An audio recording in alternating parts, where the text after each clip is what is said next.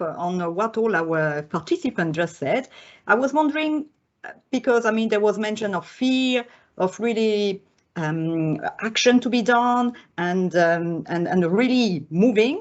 I was wondering if each of you have already started, like having conversation within your social network, yours as, family, friends, and how do you approach those kind of conversation with them? Do you do it? Do you feel hopeful that, they might also do the same with their own circles? And when you start conversations like this, usually what do you pick up? Is it something like you've seen, in the media, or you've heard on the radio, or something that happened in your backyard, let's say? How do you approach that starting the conversation?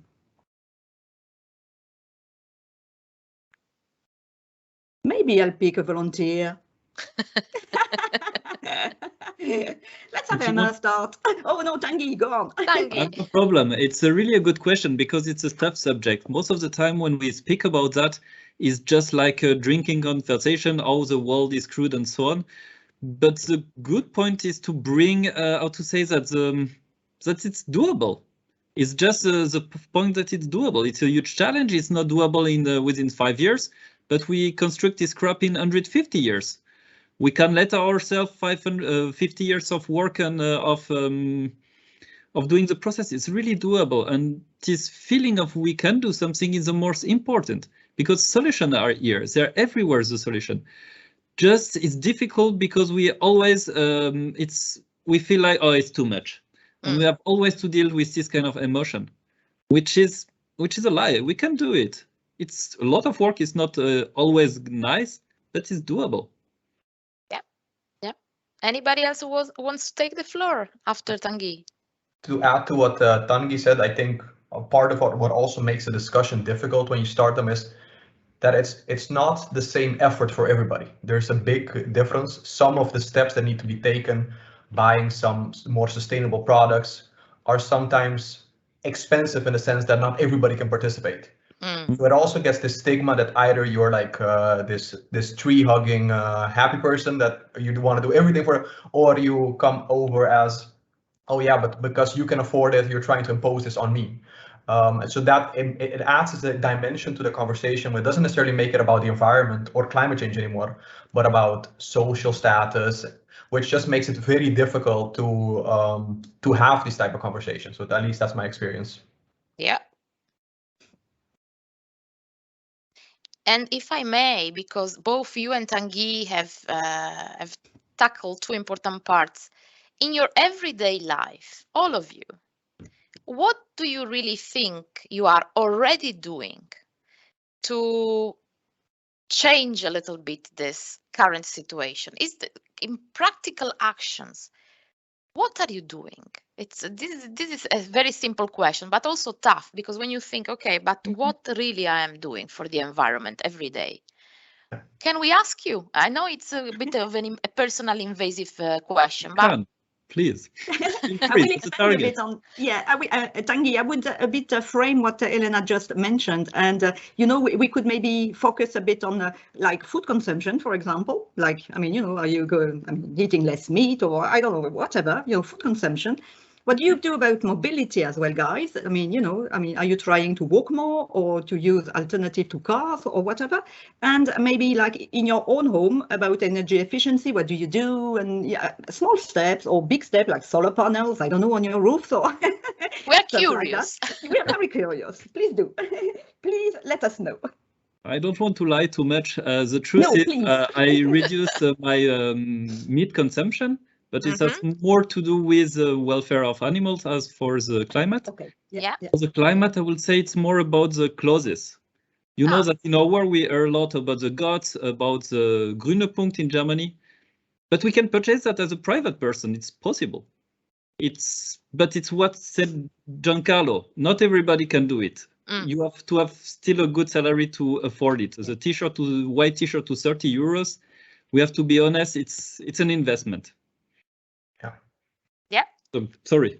Yeah. No. if I can also give, I think it comes in different forms. It also depends where you're from and what you're used to. I grew up, as I said, in the Caribbean, where we don't separate trash. That wasn't the thing, because on the island we couldn't recycle it, so it would all go to landfill anyways.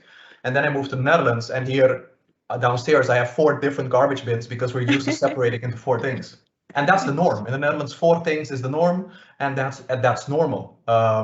So that comes with it, and it's also, I think, important what's available. I can relatively cheaply get green energy here, so I choose for green energy. But I know in some places that's not possible at all.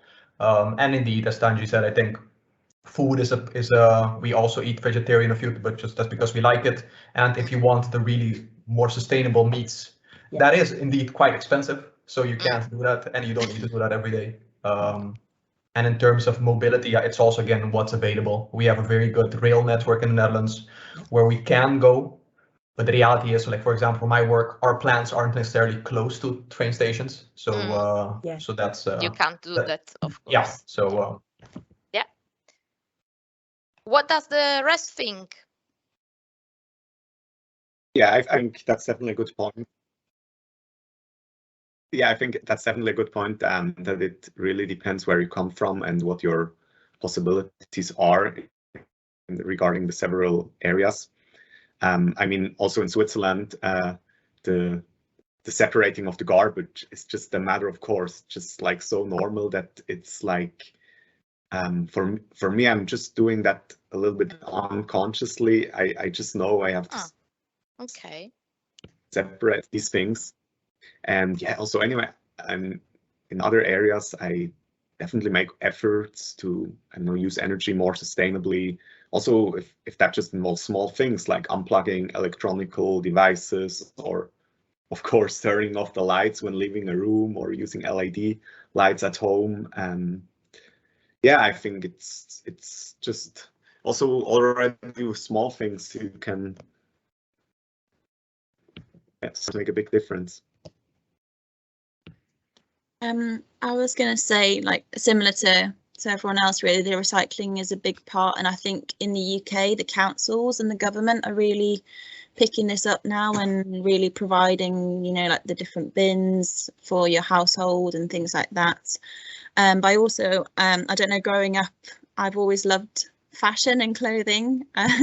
So that's been a big change for me. Like, I used to always, I didn't really think about it. I'd buy a lot of clothes and always have a new outfit for any occasion, whereas now I'm a lot more conscious of actually you can reuse the clothes you have and you don't have to always buy something new. And I think that's with everything. So I think consumption's definitely going down, and I'm a lot more aware of you don't always have to have the latest or the newest thing, and I think that's definitely helping. I think you have also your princess Kate that gives kind of a good example. She always recycles all the outfits, and that's also a way coming, you know, from the top to to recommend. Perhaps there is a way to change this. That was just something which came in my mind when you spoke about UK. Anybody else? I mean, if I could build off that, I guess a little bit, like, you know, I mean, when I grew up, like, you know, nobody ever ate meat on Friday, for instance. It was just like a cultural thing. But, like, you know, people drove everywhere because there was just no infrastructure. And I guess what kind of, I mean, I think, speaking as somebody who worked for the Conservative Party, what kind of irks a lot of people is when people like Kate Middleton or Leonardo DiCaprio, who have all this money, tell people how to live. You know, when Leonardo DiCaprio flies, you know, 19-year-old models to some island and then goes on to the UN and says, okay, you need to buy this more expensive light bulb. And for a lot of people who, you know, who have children or, you know, don't really have a high paying job, you know, it seems as kind of sanctimonious and pontificating. And I can see why some people get annoyed by some of these celebrities. But at the same time, I mean, just because people like Leonardo DiCaprio are annoying doesn't mean they're not right, you know? So true, actually. This is also important. Yeah, if I can rebound on that last point from Nick, that is a very good one, actually, about role models and people showing off themselves, and, you know.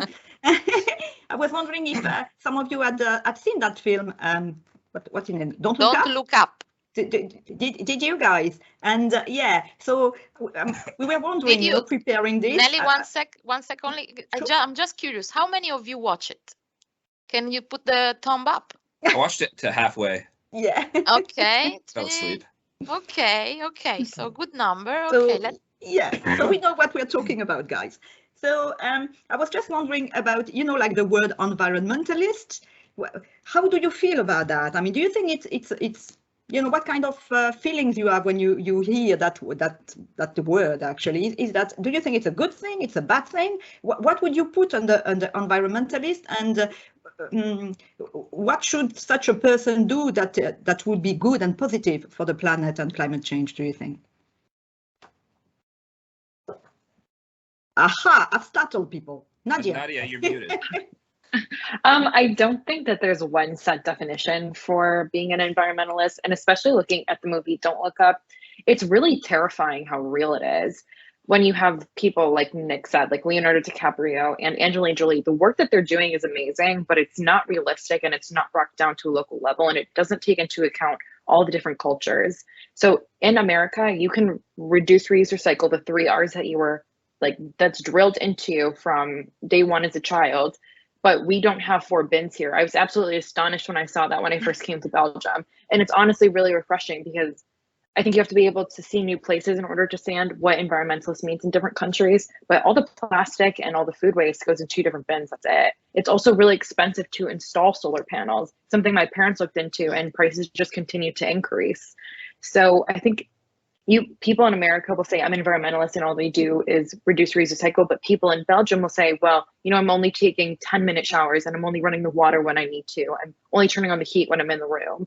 So I think rather than using labels and calling everybody an environmentalist, it just take little actions, take pride in taking steps to try and save the environment.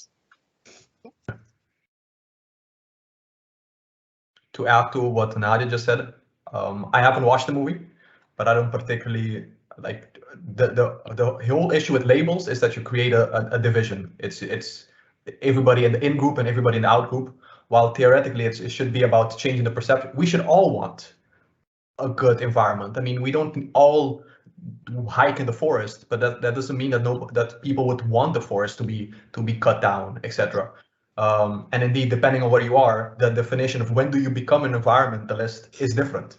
But if you bring it down to what matters to everybody, to something that's close to them and that impacts them, we all want the Earth to still continue going on, even if we're dead in 60 years. We want our society to keep going. So you just need to bring it closer down, not necessarily try to separate the groups, because then we're going to have semantics discussion where I'm more environmentalist because I have 4 bins compared to Nadia with 3. Well, it's not about that. I'm totally with you, Giancarlo. Sorry, Elena. Go with on. you. We cannot let, how to say that, this subject only in the hand of a few very motivated person. They are important, but we have to think systematic. The system must be adapted to it. Else, it's doable, but we have a big job to do, and we cannot let 10% of the population play and wait that they manage something. We have to involve everybody almost. Yeah. If I may ask you, because you mentioned this this importance of being careful when we talk about environmentalists.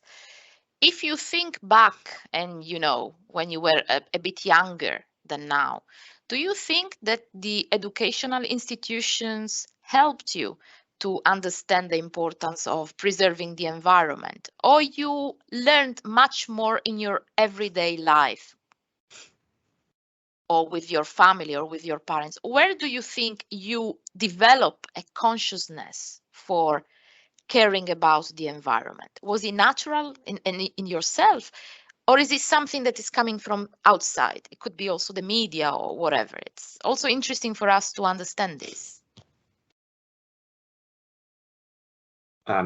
Yeah, I think in these times you get more and more confronted with the topic around sustainability, and whether it's about taking care of the environment, reducing CO2, or saving energy, eating healthy, and so on. And I think especially in the last 2 to 8 years, the awareness of sustainability has grown. It's basically now an everyday topic, and also with the upcoming or the emergence of all the different social media platforms like Instagram, or now more and more also TikTok, especially younger people are more aware about sustainability than ever before, I think, because before, maybe even in my time in preschool or in school, you had the topic sometimes, but you knew about it. But now with social media, you see it every day, and you